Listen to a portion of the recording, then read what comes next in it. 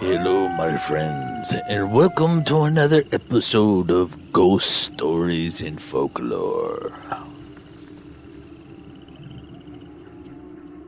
In light of this week being that of the United States holiday of July 4th, Independence Day, I felt that it was prudent to share with you, my friends, the tales of the building that actually witnessed the reason behind this celebration, and that is of Independence Hall in Philadelphia, Pennsylvania. Now, considering all of the history connected to this building, it is no wonder that it attracts entities who were involved with the act of signing that famous document that would begin a new nation.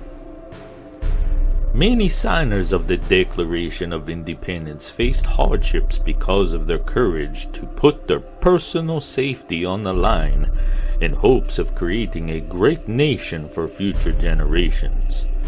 And many of them suffered the consequences of becoming a traitor to England when they signed that document. Now, there are other incidents that happened at this building which have resulted in a variety of hauntings as well, my friends. You see, in 1775, Benjamin Franklin was chosen by Pennsylvania to be their delegate to the Second Continental Congress. And in 1776, he was a member of the Committee of Five that drafted the Declaration of Independence and made several small changes to Thomas Jefferson's draft. He was a very busy man in life, involved in a lot of activities, societies, and organizations, and it is no wonder that his apparition has been reported several times at Independence Hall, since he has been seen all around Philadelphia at some of his favorite places. And of course, he spent many hours at the hall working on the independence of our nation. Another apparition that has been spotted at Independence Hall is that of Benedict Arnold. It was in 1780 when Benedict Arnold's trouble began, when he had some personal issues with the Continental Congress and the military. He was suffering from mounting personal debt and facing untrue corruption charges filed by the Pennsylvania civil authorities due to the personal quarrels with the council president of the state, Jerry Reed, who was determined to ruin Arnold. At his court-martial, Arnold was ultimately cleared of all the civil charges, but was found guilty of two trivial charges, and it was recommended that he receive reprimand from George Washington himself. Now, Washington, who considered Arnold the victim of wrongful prosecution, soon afterward offered Arnold the highest command under himself in the Northern Army for the next campaign. Although we all know how that turned out, my friends, and Arnold eventually deserted to the British Army and winded up in England, where he got a mixed reception.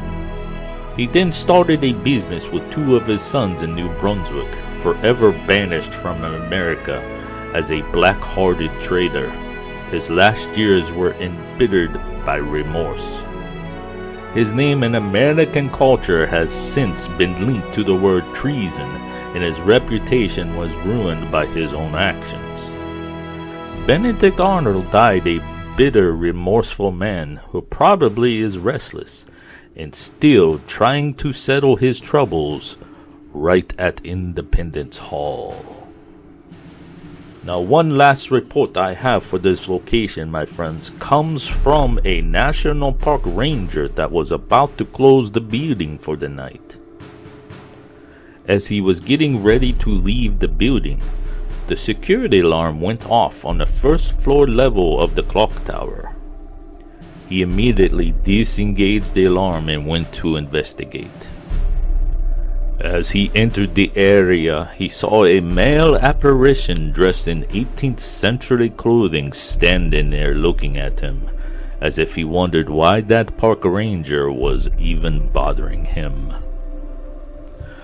Now, as you know, my friends, Locations that have witnessed extreme energetic emotions can sometimes be locations where spirits can return to relive that experience. As to why this happens, we still do not know. Could it be that they are trying to figure out a different outcome? Could it be that after they pass on, they have the memory that put them back to that same location to relive that experience?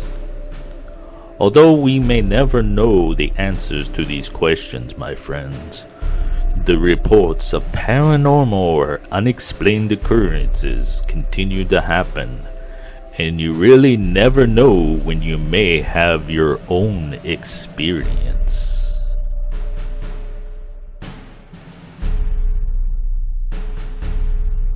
If you like this episode of Ghost Stories and Folklore, be sure to hit the like button.